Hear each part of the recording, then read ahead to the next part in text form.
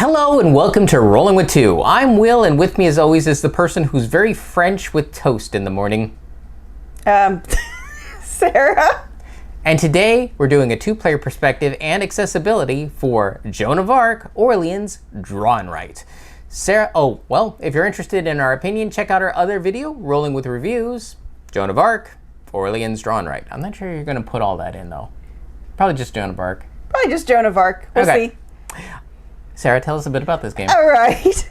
In Joan of Arc, Orléans Draw and Write, players draft followers that will help them move about France, gather goods, build buildings, establish trading stations, make money, and contribute to beneficial deeds. The player who can best utilize the followers they choose will score the most points and win. All right, Will, so how's the game change for two players? So, when it comes to bots, the only bot that exists is for solo. So, not in two players. For two players, there are a number of things it tells you to do. Setting up the bag for a entire round, where you have to empty the bag before resetting it. You have to remove 2 of those tokens. Additionally, there are some bag icons on the left side, right? Yeah, left side. Left side of your sheet. You'll have to mark off all but 2 of them. On the deeds, there's 5 deeds. You have to mark off the bottom-most deed. Rightmost. Rightmost deed. Yeah, the 5th deed. Additionally, on the map, there is a section for 3 players and then 4+. You mark off... Bottom half-ish of the map, you'll cross off... Like the bottom third. It's about the bottom third, you're right. And you won't play with that in a 2-player game. Once all those things are done, then you're ready to play. Yep. And thankfully, it's just set up stuff. Yes. And other player accounts will have other varying things too. Yeah, probably messing with the number of tokens and number of bags. And of course the map, because if you're playing 3 players and you still mark off the 4th player area. And I don't know when they mark off the 5th deed. Yeah, I didn't look at that. Yeah. Okay, so issues at a 2-player count, we really couldn't identify any. I think they scaled it very well. Yes. By doing all the initial setup changes, that's what scales it perfectly. Yep. So what it does well is in a lot of these kind of games where this has a high degree of player interaction for a roll and write style, draw and write style. There's a lot of player interaction, and they kept it. It still remains in a 2-player count, because one of the things we often find is the tension lessens. But because of the way that you can, when you do something, that means nobody else at the table can do it. Well, that is still in a 2-player count. It's denial of things. Yeah. But also, though, still at a 2-player count, you can do more because there's still less competition for things. Yeah, chances are you're going to have a bit more player agency because you only have to wait for one other person to pick a token before you get to yours. So you are going to pick better tokens just on average than if you had to wait through, 3 other players. People, yeah. And then you're getting, I'm getting a 4th choice. This is nothing at all I wanted to do. Right. But it's better than the other garbage here. Yeah. Yeah. So I think at 2 players, that is really strong. Yeah. All right. For accessibility, unfortunately, the graphic design is really not good. The icons, everything is just too small everywhere, especially the sheets. And, well, that's where you're spending most of your time is looking at those sheets. Yeah. Plus, in addition, the icons are on the artsy side to add another level of, now it's small and it's too detailed. Right. And the problem is with the graphic design, there's very low contrast between the artsy icon and its background. So when you take a dark colored person on a black background and shrink it, then you really can't tell very well what it is, let alone how it's different from the other icons. Especially if you're looking at it from a colorblind accessibility, dark icon backgrounds, yes, they're different colors, but if you have trouble with those colors, then you're not going to be able to tell them apart. Yes. So yeah, they did not, again, because they based it off of Orléans, they didn't do any revisions to clarify anything.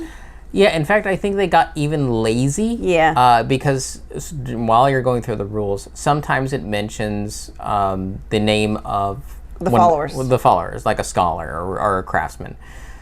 However, nowhere did we find that it actually matches all those word names and pictures up. Yeah, you have to do it haphazardly through reading how all the different locations work. But like the middle of the rules where it says it shows a picture of the follower icon and explains how it works, most of them do not use the actual name of the follower, which you would think that would be the perfect place. It's like, here's a picture of the follower. Here's the name of the follower. Especially in certain other types of parts of the rules, it actually does use the name. Right, so then later on you're reading, oh, when you take a craftsman, you should do this. And I'm like, which one's the craftsman?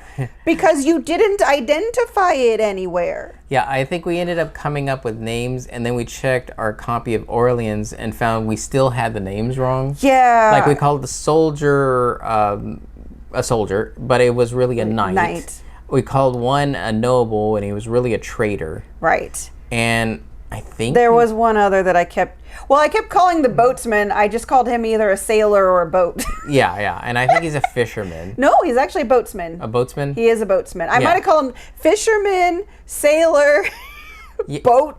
Yeah, you called the scholar a priest. He's in robes. But they actually do call him a scholar. But one of the... Anyways, yeah. But the monks are the actual priests. And monks are a thing. Yeah. So anyways, they did not do a good job of educating you how to play this game. They just made an assumption that if you're going to play this, you've played Orléans recently. So you remember what the heck those things are called, because we've played Orléans not recently. So could not remember what any of these followers are called. And it's an issue when you have to describe it to someone who can't see what you're talking about. Yeah. So having a language, verbal, yeah.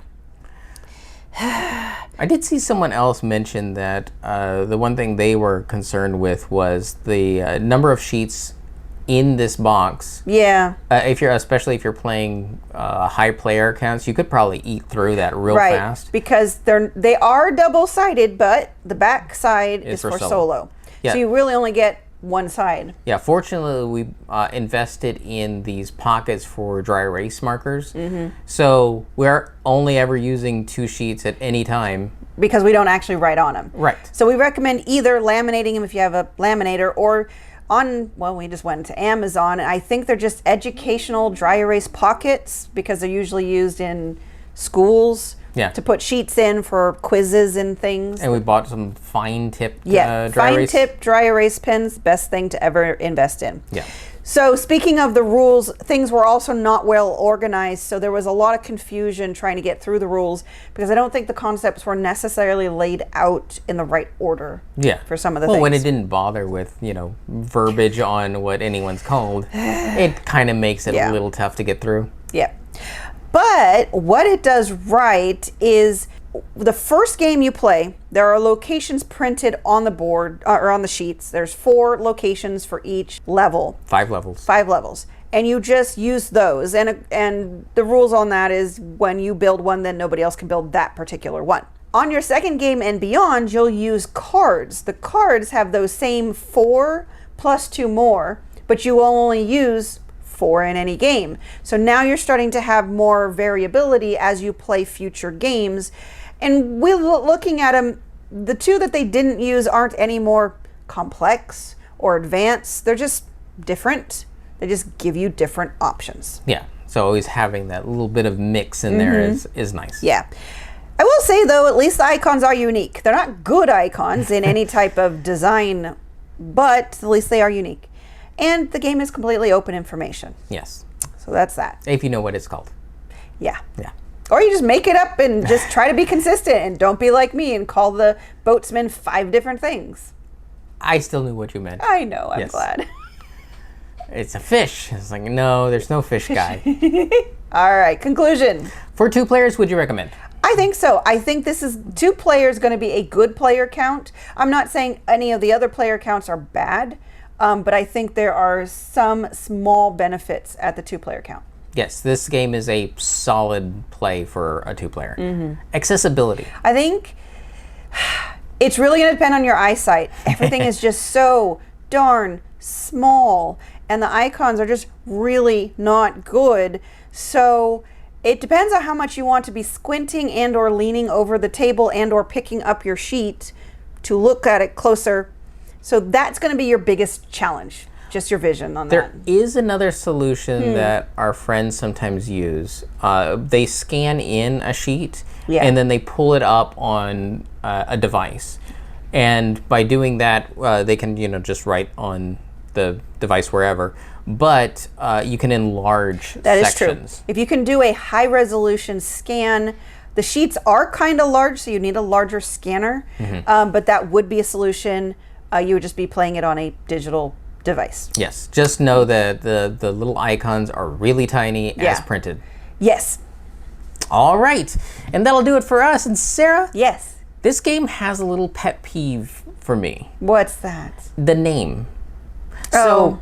So they do mention Joan of Arc is what they call the bot for solo play. Yes. However, there's really no Joan of Arc in this game. No, not really. She's on the cover. Wait, well, I guess she's still not in. Well, she's mentioned it. But yeah, no, she's on the cover and she's the bot for the AI. It just bothers me when I know. when they're like, oh. The name of the game has absolutely nothing to do with the game. Yeah. They just didn't want to call it Orléans Draw Write like everybody else calls theirs, whatever Draw Write or Roll and Write or the card game. Now, from a marketing, that does make it easier to find. Right. Because it's easier to find this game by searching Joan of Arc. And don't think there's that many other Joan of Arc games. But it does bother me that there is no real Joan of Arc represented, nor anything about her story in this game. Agreed. It is not a great choice. So how dare they? How dare they indeed? And why would you ever roll with just one when you can be Rolling with two. If you have any questions, comments, or concerns, you can reach out to us on the various social media platforms at Rolling with Two, that's TWO. We're on Blue Sky, Facebook, Twitter, and Instagram. For Discord, we have a channel on Tabletop Express. Check the show notes for the invite link. If you have time, check out the other content Nanaman has found for you, because remember, he's rolling with you.